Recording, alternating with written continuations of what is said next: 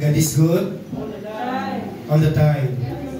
Talagang napakabuti po ng ating mga Panginoon sapagkat tayo po ay narito na upang siya ay purihin, sambahin, itaas sa kanyang dakilang pangalan sa araw na ito mga kapatid sapagkat siya po ang pinakamakapangyarihan sa lahat. Sabi po ng banal na kasulatan dito po sa lahat ng mga awit 29 verse 1 hanggang 2. Purihin ninyo si Yahweh, mga nilikha sa kalangitan. Kilalanin ang kanyang lakas at ang kanyang kaluwalhatian. Purihin ang kanyang maluwalhating pangalan.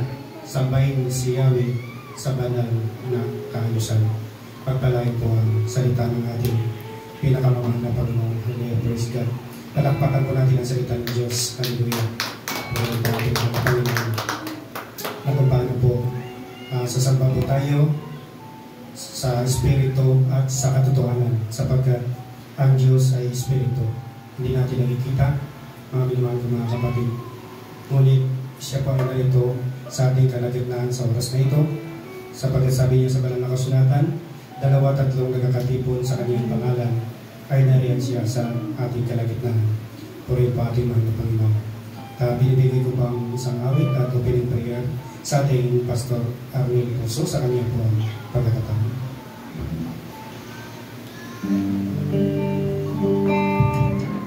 Praise the Lord, purihin ang Panginoon at magandang mga sa ating Diyos na buhay, maging sa ating lahat. Awitan natin siya at awitan natin ang puso o sa sarap. Hiniling ko tayong lahat mga kapatid ay tumayo.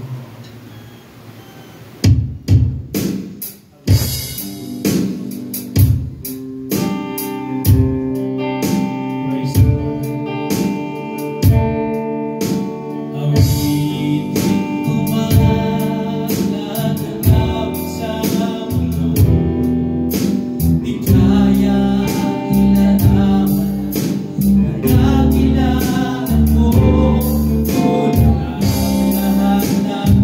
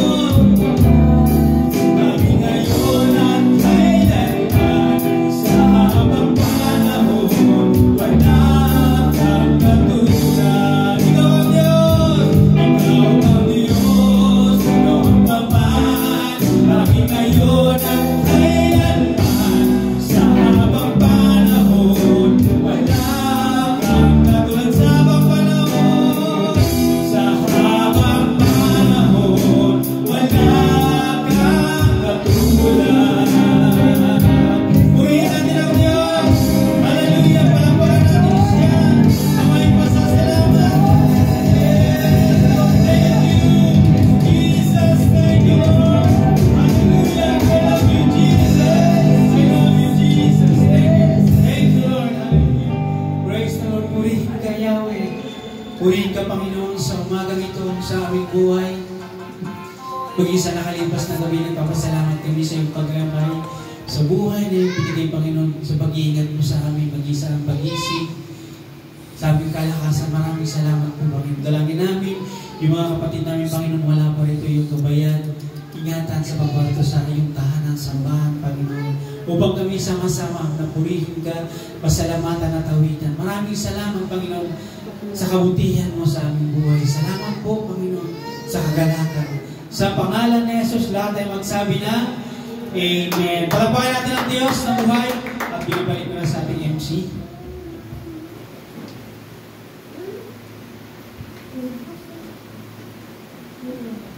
Agradisyo, Pastor Abel Puso, sa pagdala ng isang awit at pinapayer.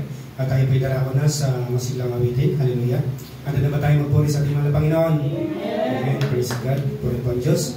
At binibigay ko ng pagkataon sa ating Sister Lilian Ribanyo sa kanyang pagkakataon. Tayo magpuri sa Lima. Oh,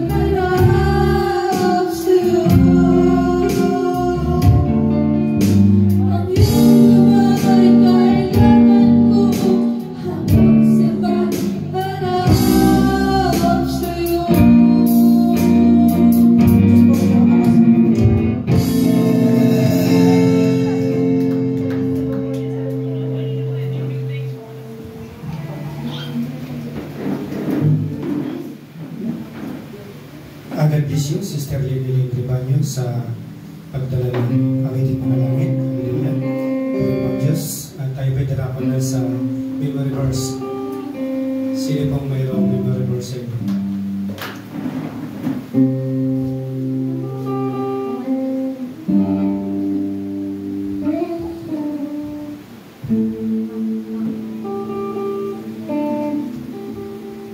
Awin today, kasi ipatawin kami ng kalakasan sa ikong talagang sa aming pinagkakas.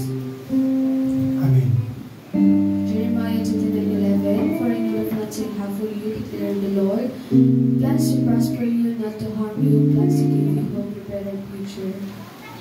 John 3:16. Proverbs 3:5. Trust in the Lord with all your heart, and lean not on your own understanding. Psalms 23:1. God is my shepherd, I shall not want. Amen. Napakalinaw ng pangako ng Diyos, hindi kita iiwan, hindi kita papabayaan. Hebreo 13:12. Amen. Psalms 91 verse 1. He who dwells in the secret place of the Most High shall abide under the shadow of the Almighty. Verse 2. Say to the Lord, He will my refuge, and He is my fortress and my refuge, my God in whom I will trust in you. Amen. Roma 3:10 ay sa sulat walang matuwid, walang kaintisa. Matthew 4 verse 4, hindi lamang sa tinapay ng buhay at ang sa bawat salitang lumalabas sa bibig ng Diyos. Amen.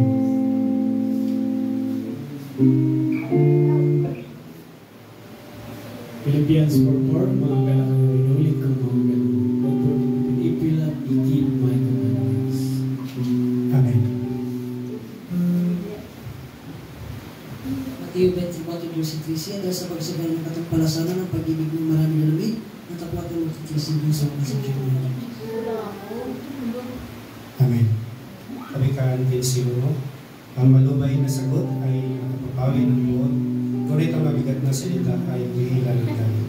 Pagpalain po ang salita ng ating mga Panginoon at pinipay po ang panalangin sa mga memory verse sa ating lectionary sa kanyang po ang panalangin.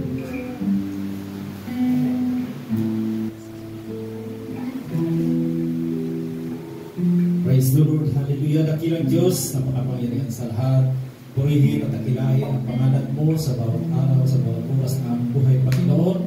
Panginoon, ang aming verse, aming binubungat sa aming mga bunga ng Panginoon, na ito sana, Panginoon, ay tumubo sa aming bawat isa sa amin sa puso at isipan, Panginoon, na ang iyong salita ay manatili sa aming buhay, Panginoon.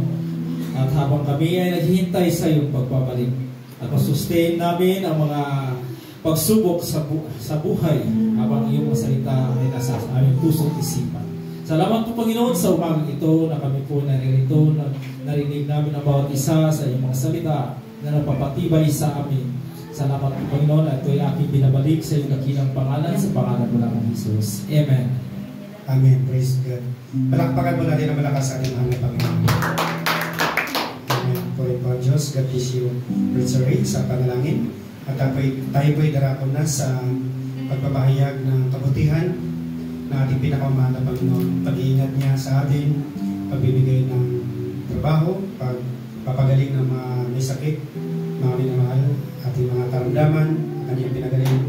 Hayag po natin upang maging kalakasan ng ating mga kapatiran. At binibigyan po ang testimony leader sa ating Ma'am Colleen sa kanyang po ang pagkakataon.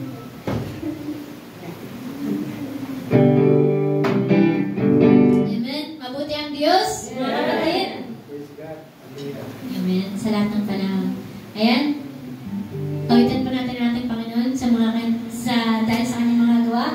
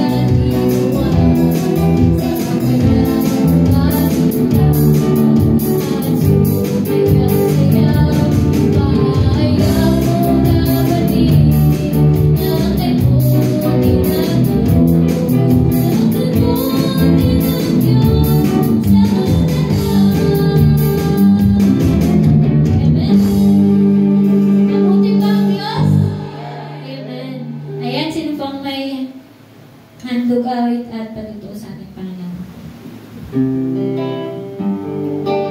Ayan, mabuti ba ang Diyos? Amen. Ayan, sino po? Ayan, bigyan natin sa ating kapatid na si Paul.